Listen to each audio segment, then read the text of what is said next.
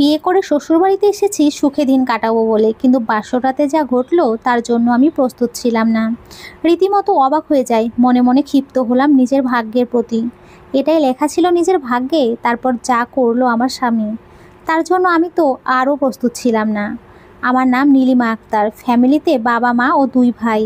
বড় ভাইয়ের গুলিস্তান নিউ মার্কেটে বড় কাপড়ের দোকান আছে।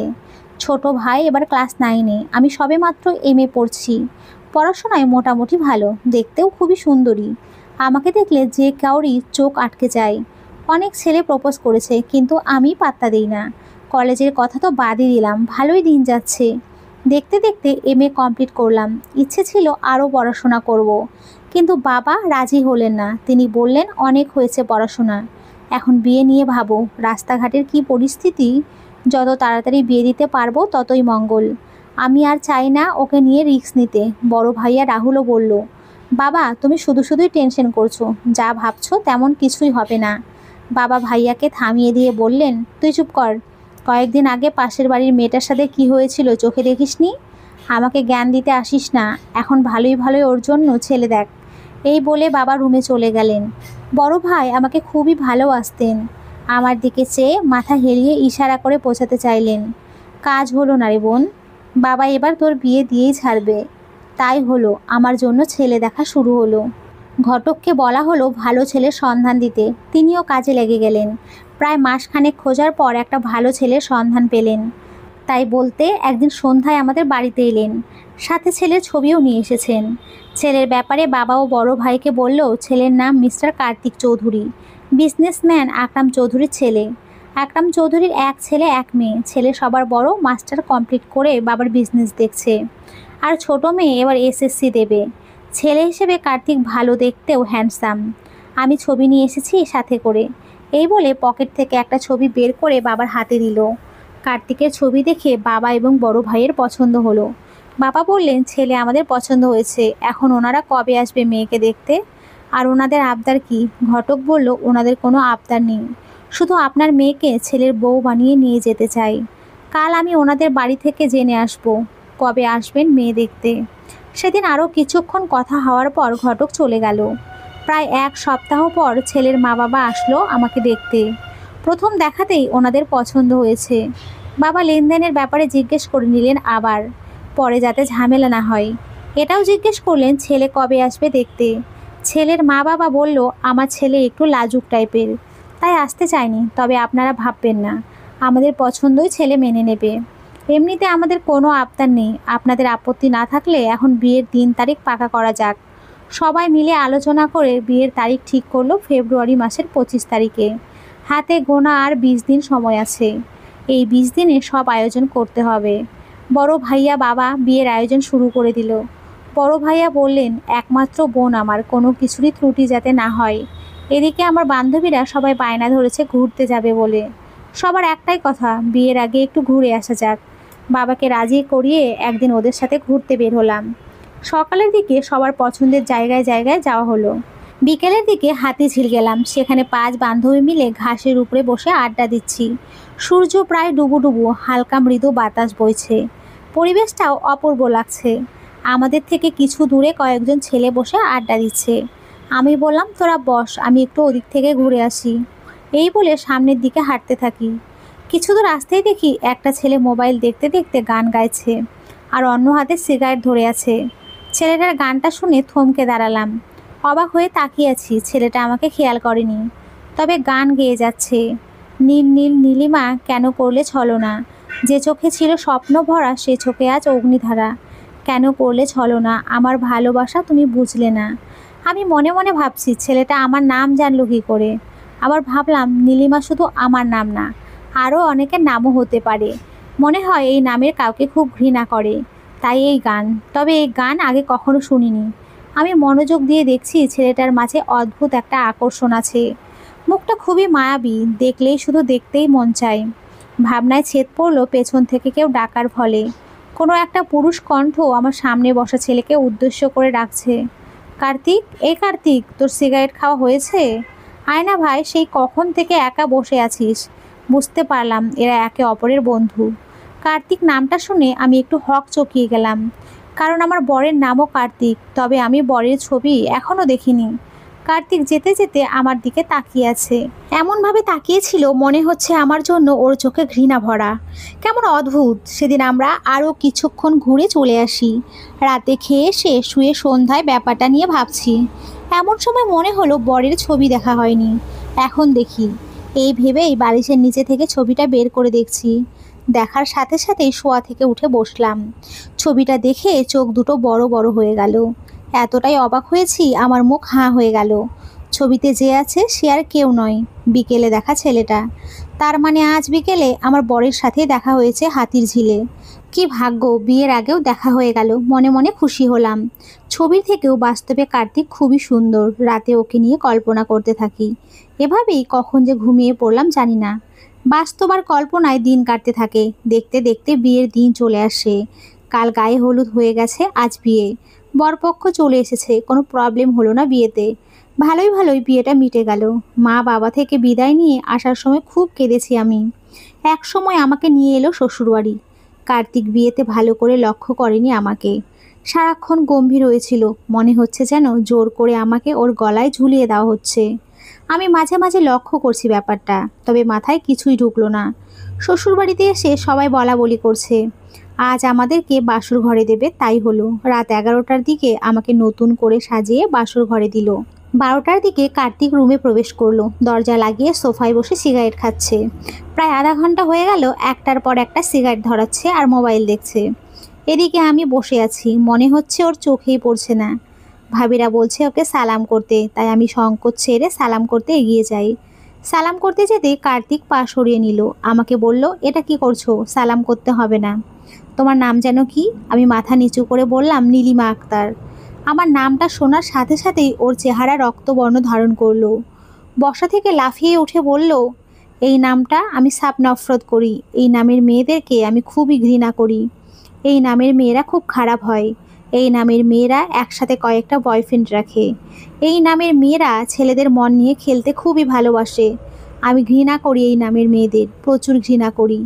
এই বলে কান্নায় ভেঙে পড়ে। আমি হয়তো ভ্রমের মতো দাঁড়িয়ে দাঁড়িয়ে দেখছি। বুঝতে আর বাকি রইল না ওর সাথে কি হয়েছে। নিশ্চয়ই প্রেম করে ধোকা খেয়েছে। মেয়েটার নাম মনে হয় নীলিমাই ছিল। কার্তিক কান্না করছে, এটা দেখে আমি নার্ভাস ফিল করছি। তারপরেও নিজেকে স্বাভাবিক করে বললাম, জানি না আপনার সাথে কি হয়েছে। প্লিজ আপনি এভাবে কান্না করবেন না, দয়া করে কান্না বন্ধ করুন। আমার কথায় কি হলো জানি না, আমার দিকে চোখ লাল লাল করে তাকিয়ে জোরে একটা থাপ্পড় মারলো। আচানক থাপ্পড় খেয়ে আমি কয়েক হাত দূরে ছিটকে পড়লাম, কারণ আমি বুঝতেই পারিনি এমন কিছু হবে। একটা থাপ্পড়ে মাথাটা ঘুরে উঠল। চোখের সামনে অন্ধকার নেমে আসলো। গালে 5 আঙুলে ছাপ বসে গেছে। আমি গালে হাত দিয়ে অশ্রু ভরা নয়নে ওর দিকে তাকিয়ে আছি। কার্তিক বলল, আমার থেকে দূরে থাকবে, আমি ঘৃণা করি তোমাকে। এই বলে খাটে শুয়ে পড়ল। আমি তখনও ওভাবেই বসে আছি। বাসর রাতে মেয়েরা স্বামীর আদর ভালোবাসা সোহাগ পায়। আমার নসিবে থাপ্পড় জুটল। কি ভাগ্য আমার। টপ টপ করে কয়েক ফোঁটা জল মেঝেতে পড়ল। আমি উঠে এসে সোফায় শুয়ে পড়লাম। আর কিচ্ছু ভাবতে পারছি না। মনের দুঃখ কষ্ট নিয়ে খুব কান্না করলাম। সবাই বলে কান্না করলে নাকি দুঃখ হালকা হয়। পরের দিন সকালে ফ্রেশ হয়ে বসে আছি। সকালের ব্রেকফাস্টের জন্য ডাকতে আসে আমার ননদ। মাথায় ঘোমটাটা একটু বড় করে দিয়েছি, যাতে করে থাপ্পড়ের দাগ কেউ দেখতে না পারে। তবে কতক্ষণ ঢেকে রাখতে পারবো জানি না। আমি বললাম, আমার এখন খিদে নেই, পরে খাবো। এই বলে বসে আছি। 10টার দিকে কার্তিকের ঘুম ভাঙে। ফ্রেশ হয়ে নিচে চলে যাই। একটিবারের জন্যও আমার দিকে তাকায়নি। ওর ব্যবহারে আমার খুব কষ্ট হচ্ছে। সকালে নাস্তা খেয়ে কার্তিক বেরিয়ে গেল, কোথায় গেছে জানি না। রাতে ঘুম হয়নি দেখে দুপুরের দিকে খেয়ে আমি শুয়ে পড়েছি। বিকেলের দিকে কার্তিক আসে। কখন রুমে প্রবেশ করেছে বুঝতে পারিনি, কারণ আমি ঘুমিয়েছিলাম। খাটের পাশে টেবিলে হাতের ঘড়ি রাখার সময় আমার দিকে তাকায়। রাতের থাপ্পড় মুখে ফুটে উঠেছে। 5 আঙুলের দাগ স্পষ্ট দেখা যাচ্ছে। নিজের ভুলটা বুঝতে পারে। একটা চিরকুটে কিছু লিখে আবার বেরিয়ে যায়। আমার ঘুম ভাঙতেই নজর পড়ল চিরকুটে। হাত দিয়ে দেখলাম কি লেখা আছে। সরি, বুঝতে পারিনি। চিরকুটটা পড়ে আনন্দ হচ্ছে। আমিও একটা চিরকুট লিখে রাখলাম। সরি বলতে হবে না, আমি কিচ্ছু মনে করিনি। লিখে টেবিলে রাখলাম। রাতে আমি সোফায় শুয়ে পড়েছি। রাত 12টার দিকে কার্তিক আসে। এসে চিরকুট পড়ে। তারপর কিছুক্ষণ আমার দিকে তাকিয়ে থাকে। আর একটা চিরকুট লিখে রেখে দেয় টেবিলে, তারপর ঘুমিয়ে পড়ে। পরের দিন সকালে চিরকুট পেয়ে খুবই খুশি হলাম। তাতে লেখা আছে, ড্রয়ারে মেডিসিন রাখা আছে, খেয়ে নিও। আর একটা কথা, এটাকে ভালোবাসা মনে করো না, তাহলে ভুল করবে। আমি তোমাকে ঘৃণা করি। চিরকুট পড়ে নিমেষে মুখের হাসি মলিন হয়ে গেল। আমি আর নতুন করে চিরকুট লিখলাম না, ভাবলাম দুপুরে আসলে কথা বলবো। কিন্তু না, সেদিন সারাদিন কোথায় ছিল জানি না। রাত 10টার পর বাসায় ফেরে, ফ্রেশ হয়ে নিচ থেকে খেয়ে আসে, বারান্দায় গিয়ে বসে সিগারেট খাচ্ছে। এদিকে আমি খেয়েছি না খেয়েছি একটি বাড়ির জন্য জিজ্ঞেস করেনি। রাতে আমি সোফায় শুয়ে আছি, তবে চোখে ঘুম নেই। কার্তিক কি কি করছে সব দেখছি, মনে মনে ভাবছি উঠে কথা বলবো। যদি রেগে যাই তখন কি হবে। তারপরেও মনে সাহস নিয়ে বারান্দায় উঠে গেলাম। দেখি কার্তিক বসে আছে আর সিগারেট খাচ্ছে। আমি দাঁড়িয়ে আছি, কি বলে শুরু করব ভেবে পাচ্ছি না। আমাকে অমন করে দাঁড়িয়ে থাকতে দেখে কার্তিক বলল, চুপ করে দাঁড়িয়ে না থাকে কি বলতে এসেছো সেটা বলো। আমি মাথা নিচু করে বললাম, না মানে রাত অনেক হলো, আপনি ঘুমোবেন না? কার্তিক আমার দিকে তাকিয়ে বলল, এটা বলতে এসেছো না অন্য কিছু? আমি বললাম, কিছু মনে করবেন না, এভাবে সিগারেট খেলে আপনার ক্ষতি হবে। কার্তিক আবার বলল, ক্ষতি আর কি হবে? তুমি আমাকে এগুলো জিজ্ঞেস করতে আসোনি। যা জিজ্ঞেস করবে ভাবছো জিজ্ঞেস করতে পারো। মনে মনে ভাবছি আমি, এ কি করে বুঝতে পারলো আমি কি বলতে এসেছি। চুপ করে আছি দেখে কার্তিক আবারও বলল, কি হলো, কথা বলছো না কেন? আমি বললাম, নিজেকে নিয়ে কিছুই বলার নেই, তবে আপনার ব্যাপারে জানার ইন্টারেস্ট আছে। নীলিমা নামটা শুনে কাল এমন কেন করলেন, আমি কি জানতে পারি? আমার মুখে আবার নীলিমার নামটা শুনে রেগে মেগে আগুন হয়ে গেল কার্তিক। শটান বসা থেকে দাঁড়িয়ে কালকের মতো আমাকে আবার থাপ্পড় মারে। রাগিত দৃষ্টিতে তাকিয়ে বলল, খবরদার, এই নামটা মনে দ্বিতীয়বারও শুনতে চাই না। এই নামটাকে আমি ঘৃণা করি। এই নামের মেয়েরা খুবই লোভী হয়। এই বলেই রুমে চলে গেল। কাল থাপ্পড় খেয়ে চুপ করেছিলাম, কিন্তু আজ চুপ করে থাকতে পারলাম না। পিছে পিছে গিয়ে জিজ্ঞেস করলাম, আপনার সমস্যা কোথায়, আমাকে একটু খুলে বলবেন? এই নামটাকে কেন এত ঘৃণা করেন? প্লিজ চুপ করে থাকবেন না। কার্তিক বলল, আমি বাধ্য নই তোমাকে বলতে। আমি বললাম, আপনি বাধ্য সব বিষয়ে আমাকে বলার, কারণ আপনার জীবনের সাথে আমার জীবন জুড়ে আছে। 2 দিন আগে হয়তো আপনি আমার কেউ ছিলেন না, কিন্তু এখন বর্তমানে আপনি আমার স্বামী। তাই আপনি বাধ্য আমাকে সব খুলে বলার জন্য। আমার কথার বিষয়ে অবাক হয়ে তাকিয়ে আছে কার্তিক। কিছুক্ষণ একে অপরের দিকে তাকিয়ে আছি, কেউ কোনো কথা বলছি না। কার্তিক চোখ সরিয়ে নিয়ে বলল, আমি জানি আমার কথাগুলো শুনলে তুমি কষ্ট পাবে, তাই বলতে চাইছি না। আমি বললাম, এখন যা করেছেন তার চেয়ে বেশি কষ্ট মনে হয় হবে না। আপনি বলুন, আমি শুনতে চাই। কার্তিক আমার কথা বুঝতে পারে ওর ব্যবহারে অনেক কষ্ট পেয়েছি। একটা দীর্ঘ নিঃশ্বাস ফেলে বলল, বেশ তাহলে শোনো। তবে সংক্ষেপে বলছি, কলেজে পড়ার সময় একটা মেয়েকে ভালোবেসে ফেলি। মেয়েটিও আমাকে খুব ভালোবাসতো, কিন্তু এটা যে ওর অভিনয় সেটা বুঝতে পারিনি। মেয়েটার নাম নীলিমা ছিল। জানো, একটানা 5 বছরের সম্পর্ক ছিল। একদিন মলে একটা ছেলের সাথে দেখি, ওদের কথাও চলাফেরায় বুঝতে বাকি রইল না। তারপরেও সুযোগ পেয়ে ছেলেটাকে জিজ্ঞেস করতে সে বলল, নীলিমা আমার গার্লফ্রেন্ড। তখনই আমার মন ভেঙে গেল। 2 দিন আমি ওর পিছু করে দেখলাম, আমার মতো আরও ছেলেদের মোরগা বানিয়েছে, কিন্তু আমি ওকে মন থেকে ভালোবেসেছি, কোনোভাবেই ভুলতে পারছি না। অনেক চেষ্টা করেছি, ঠিক তখন থেকে এই নামের মেয়েদের আমি ঘৃণা করি। এদিকে মা বাবা আমার অবস্থা দেখে বিয়ের জন্য চাপ সৃষ্টি করে। আমি চাইনি বিয়ে করতে, শুধু মা বাবার জন্যই বাধ্য হয়েছি তোমাকে বিয়ে করতে। পারলে আমাকে মাপ করো, তবে আমি তোমাকে নিজের বউ হিসেবে গ্রহণ করতে পারবো না। এই বলেই চুপ করে থাকে। আমি সব কথা শুনে অবাক হয়ে তাকিয়ে আছি, কিছু না বলে চুপচাপ সোফায় শুয়ে পড়ি। কিন্তু আমার চোখ শান্ত হতে পারছে না, সে কেঁদেই যাচ্ছে। ওই রাতে আমি এতটাই কেঁদেছি, সকালে আমার ঘুম ভাঙলো না। আমার আগে কার্তিক উঠে পড়ে, দেখে আমি এখনও ঘুমোচ্ছি। জানি না কি মনে করে আমার কাছে এসে দাঁড়ালো, অপলক দৃষ্টিতে তাকিয়ে আছে আমার দিকে। রাতে কান্নার ফলে আমার চোখ মুখ ফুলে গেছে, মাথার চুল চোখের উপরে এসে পড়েছে। কার্তিক ধীরে ধীরে চুল সরিয়ে দিল। কাল রাতের থাপ্পড় মুখে ফুটে উঠেছে। এটা অনুভব করতে পারছে আমার কতটা লেগেছে। নিজেকে খুব অপরাধী মনে করছে। আজও রুম থেকে বেরিয়ে যাওয়ার আগেই একটা চিরকুট লিখে যায়, সরি, বারবার তোমাকে আঘাত করেছি, এটা আমার উচিত হয়নি। জানি না, নামটা শুনলে নিজেকে ঠিক রাখতে পারি না। পারলে আমাকে মাফ করো। আমার ঘুম ভাঙে 11টার দিকে। উঠতেই দেখি টি টেবিলের উপরে চিরকুট পড়ে আছে। হাতে নিয়ে পড়ে আর একটা চিরকুট লিখে রাখি, বারবার জুতো মেরে গরুদান করতে হবে না। আসলে এটাই আমার নসিবে ছিল, কপালের লিখন কেউ খণ্ডাতে পারে না। কার্তিক বাসায় এসে প্রথমে চিরকুট পড়ে, দেখে আমি বারান্দায় দাঁড়িয়ে আছি। কিছু না বলে ফ্রেশ হতে চলে গেল। আমি এসে আলমারি থেকে টি শার্ট প্যান্ট বের করে রাখি। কিছুক্ষণ পর বেরিয়ে দেখে কাপড় বের করে রেখেছি, কিছু না বলে পরে নিল। তখন আমি বারান্দায় দাঁড়িয়েছিলাম। কার্তিক এসে আমার পাশে দাঁড়িয়ে বলল, থ্যাংক ইউ কাপড় বের করে রাখার জন্য। আমি বললাম, এখানে থ্যাংক ইউ বলার কি আছে? স্ত্রী হিসেবে আমার কর্তব্য এটা। কার্তিক আমার দিকে তাকিয়ে বলল, আমি তো তোমাকে স্ত্রী হিসেবে মানি না। আমি বললাম, আপনি না মানলে কি হয়েছে, আমি মানি। একটা কথা বলবো, রাখবেন? কার্তিক বলল, রাখার মতো কথা হলে অবশ্যই রাখবো। আমি বললাম, মানছি আপনি আমাকে স্ত্রীর অধিকার দেবেন না। আপনি না দিলে আমি কখনো চাইবও না, তবে আমরা বন্ধু তো হতে পারি। কার্তিক আমার দিকে অনেকক্ষণ তাকিয়ে বলল, ঠিক আছে, আজ থেকে আমরা দুজনে বন্ধু। তবে আমাকে একটা কথা দিতে হবে। আমি বললাম, কি? কার্তিক বলল, বন্ধুত্বের মাঝে আপনি চলে না, তাই আজ থেকে তুমি আমাকে তুমি করে বলবে। আমি বললাম, বেশ, তবে একটু সময় লাগবে। এভাবেই আমাদের দুজনের মাঝে বন্ধুত্ব গড়ে ওঠে। আমরা দুজনে আলাদা থাকলেও রাতে অনেক গল্প করে কাটিয়ে দেই। আমিও আপনি থেকে তুমি বলে সম্বোধন করছি। এদিকে কার্তিক দিন দিন আমার প্রতি দুর্বল হয়ে পড়েছে, আমি বুঝতে পারি। প্রায় সময়ই আমাকে ঘুরতে নিয়ে যায়, মাঝে মাঝে শপিং করাতে নিয়ে যায়। বারবার আমার রূপের প্রশংসা করে। রাতে সোফায় ঘুমোতে গেলে বলে, আচ্ছা, সোফাতে ঘুমোতে তোমার সমস্যা হয় না? রাতে ভালো ঘুম হয় তোমার? আমি বলি, না, কোনো সমস্যা হয় না, আরামে ঘুমোতে পারি। এটা শুনে মনে মনে বিরক্ত হয়। ওর মুখ দেখলেই বোঝা যায়।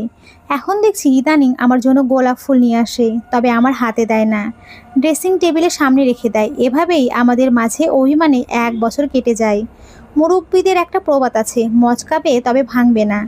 ঠিক তেমন স্বভাবের হলো কার্তিক। মনে মনে আমাকে ভালোবাসে, আমাকে কাছে পেতে চায়, কিন্তু মুখ ফুটে বলবে না।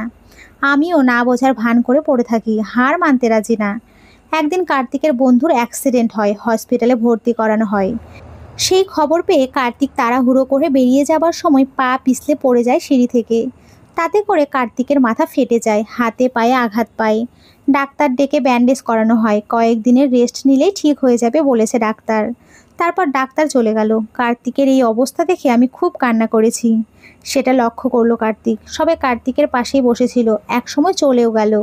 আমি দূরে দাঁড়িয়ে আছি দেখে কার্তিক বলল, ওভাবে দূরে দাঁড়িয়ে আছো কেন, কাছে আসো। আমি ধীর পায়ে ওর পাশে গিয়ে বসলাম। তখনও আমার চোখ দিয়ে পানি পড়ছে। কার্তিক আমার একটা হাত শক্ত করে ধরে বলল, সেই কখন থেকে দেখছি তুমি কান্না করে যাচ্ছ, এবার অন্তত বন্ধ করো। আমি কান্না জড়িত গলায় বললাম, কান্না করব না তো কি করব? যদি তোমার কিছু হয়ে যেত তাহলে আমার কি হতো? কার্তিক রোমান্টিক সুরে বলল, আমি মরে গেলে তুমি মুক্তি পেয়ে যেতে। আমি ওর মুখ চেপে ধরে বলি, খবরদার, আর একবার মরণের কথা বললে না তোমার খবর আছে। কার্তিক বলল, সরি, আর কখনো বলবো না। জানো, আমার না মনে হচ্ছে আমি সুস্থ হব না, কেমন জানি অন্যরকম ফিল হচ্ছে। আমি বললাম, কেন এমন মনে হচ্ছে তোমার? কার্তিক বলল, জানি না, এমন মনে হচ্ছে কেউ একজন আছে যে আমাকে মাপ করেনি। তুমি আমাকে মাপ করেছো? আমি বললাম, তোমার প্রতি আমার কোনো অভিযোগই নেই, তাই মাপ চাওয়ার কোনো প্রয়োজনই পড়ে না। কার্তিক বলল, কিভাবে বুঝবো তুমি আমাকে মাপ করে দিয়েছো? আমি বললাম, কি করলে বুঝবে আমি তোমাকে মাপ করে দিয়েছি? কার্তিক বলল, যা করতে বলবো তুমি করতে পারবে? আমি বললাম, তোমাকে বিশ্বাস করানোর জন্য করতে পারবো, বলো কি করতে হবে। কার্তিক আমার কানের কাছে ফিসফিস করে বলল, তোমার ভালোবাসা পেলে বুঝবো তুমি আমাকে ক্ষমা করে দিয়েছো। দেবে তোমার ভালোবাসা?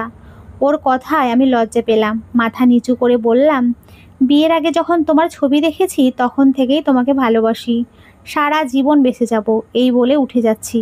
ঠিক তখনই কার্তিক আমার হাত ধরে বলল, ভালোবাসো যখন তখন ভালো না বেশে কোথায় যাচ্ছ? আমার খুব ইচ্ছে করছে তোমার ভালোবাসা পেতে, নীলিমা। আমার নাম ওর মুখে শুনে চকিতে ফিরে তাকাই। আমি ওভাবে তাকিয়ে আছি দেখে কার্তিক বলল, আমি অসুস্থ, জোর করতে পারবো না, তাই বলছি ভালোবাসা দাও।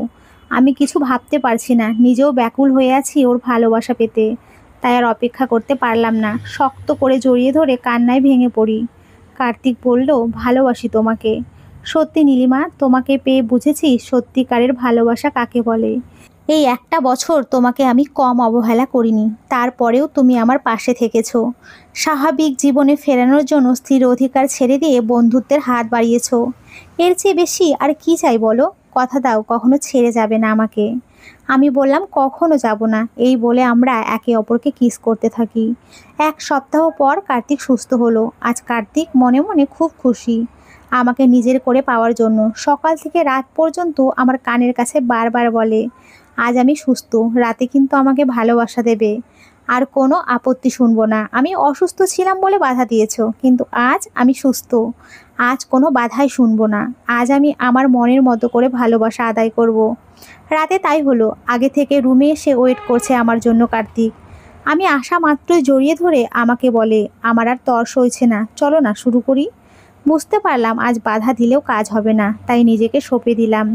কার্তিক আমাকে কোলে করে খাটে শুইয়ে দিল, তারপর শুরু করলো ভালোবাসা।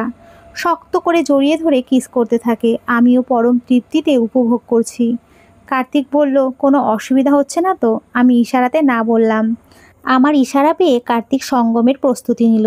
তখন একটু সমস্যা হলেও পরে ঠিক হয়ে গেল সব। পরম তৃপ্তিতে ভালোবাসায় মেতে উঠেছি দুজন। কথায় আছে, ধৈর্যের ফল মিঠা হয়।